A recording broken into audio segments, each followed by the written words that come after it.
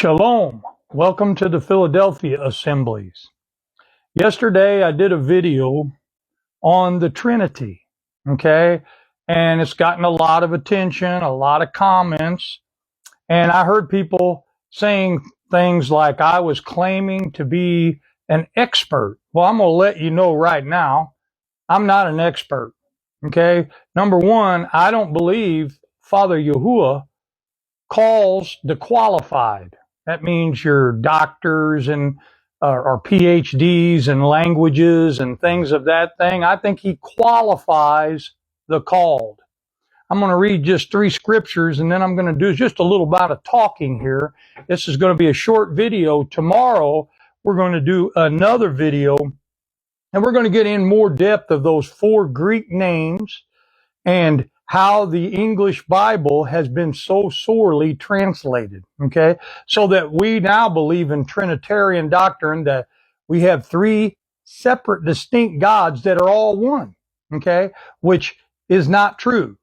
We'll talk more about that later. But today I'm going to start out by reading this, verse 19, okay, through 21 of 1 Thessalonians chapter 5. So again, 1 Thessalonians chapter 5, verses 19 through 21. Just 3 short verses. It says, quench not or don't extinguish the spirit or the ruach. Okay? If you are an expert, then you got to go on your own opinion, and that will extinguish or put out the ruach. Okay? And then it says, do not despise prophesying in the English Bible, which means speaking forth the word of Elohim, okay? So don't despise teachings, okay? Don't despise teachings. I'm going to let you know I don't despise people that believe in Trinity, not at all. I love them. I do believe they're in error, but I don't hate them, and I don't despise their teachings, even though I don't agree, okay? This last verse is what we all need to do, because we need to understand this is not about experts and their opinions. It's about this one verse that says, prove all things, hold fast that which is good. Okay? If we allow experts to decipher, to translate, to do all these things, and we don't go in and prove them ourselves, how are we going to have a relationship with the Most High through our Hamashiach or our Messiah, Yahusha, or Jesus, the Anointed One, or the Christ? How do we do that? You know, if we don't prove all things, and we don't understand that our Father, Yahuah, qualifies the called, okay? I don't believe that by any means I was qualified, okay? And now I don't look at it as being qualified. I believe again as proving all things. And I go deep into the original languages to do so, because man over time changes the meaning of things according to his own understanding, okay?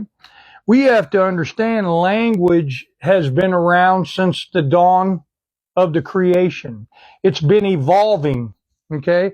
Some believe that the Hebrew language that we speak of today would be the original language, which is just not so historically. It evolved out of other Semitic languages, which is from the tribe of Shem. We know that Noah had 3 sons, Shem, the oldest, Ham, and Japheth. Okay, he had 3 sons. I said 4, I think. But out of those 3 spur all of humanity. And we also have to understand that Yahuah confounded the languages before this, okay? Well before this.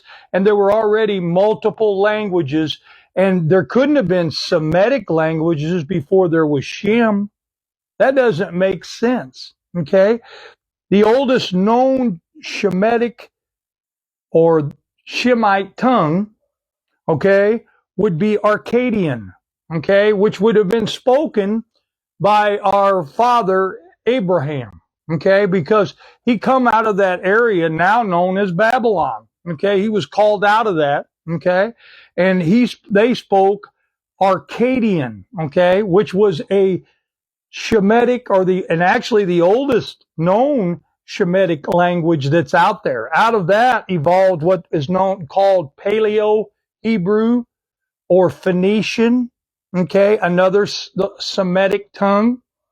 And later on, the modern Hebrew that most people see written today, which was came again after the Babylonian captivity when Israel had been cut off, okay, and they went back into Babylon and were captive by that and all the things that went on with that.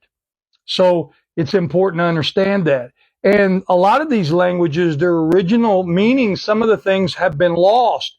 And the only way you can find them is through study, okay? And comparing what they say, all right? So, for instance, the three oldest languages that they agree on was Egyptian, okay, Akkadian, okay, and then Samaritan, okay? And the Samaritan's another Shemitic language as well, because that's where the northern tribes ended up going. So those are the three known oldest languages that they go, but they've lost a lot of it. And even Koine Greek that we've been speaking of, that these 4 Greek words come from, that I'm going to be teaching over time. I was going to show you, but for time's sake, I'm not. Okay, I'll be doing that in these videos that literally break down the difference between the Most High, the name we believe to be Yahuah, that would have come from the Paleo Hebrew or Phoenician, which even Yahoo, that in all the prophets, their names had that Yahoo in there, and in Akkadian that came down from the Akkadian language that Abraham spoke. Okay, again, I'm not an expert, but I go out and research things for myself because, again, I want to prove all things and I want to hold fast to that which is true. We have to realize that the Roman Catholic Church, because of their Trinitarian beliefs, have muddied the water with their feet. Okay, they have been involved in every translation of the English Bible one way or another. A lot of people say, well, no, the Protestants did this.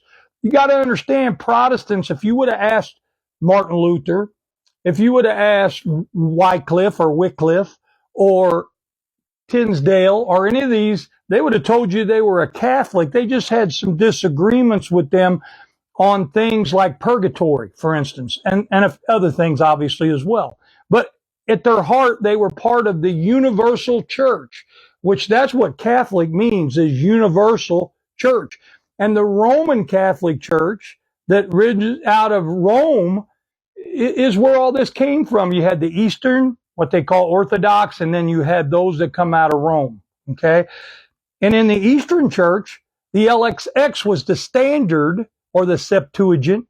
And it's true, they started with the Torah or the Pentateuch, okay?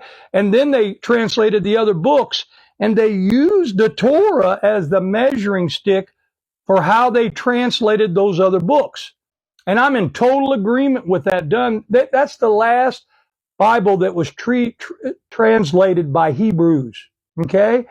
So they measured it by how the Torah was written, how they translated those other books, because the Torah should be our measuring stick. We shouldn't allow outside books, even the Dead Sea Scrolls, to correct the Torah.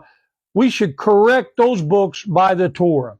So Koine Greek is what this was in. And again, we have to remember a lot of things have been lost. And the only way for us to understand is to go in and compare. And I've been doing that for 15 to 20 years. I've been doing that. And I'm going to be bringing forth these names of Theon, Theos, Theoi, and Elohim or Theoi to light. Hopefully somebody got something out of this teaching today. May Yahuwah bless until we meet again.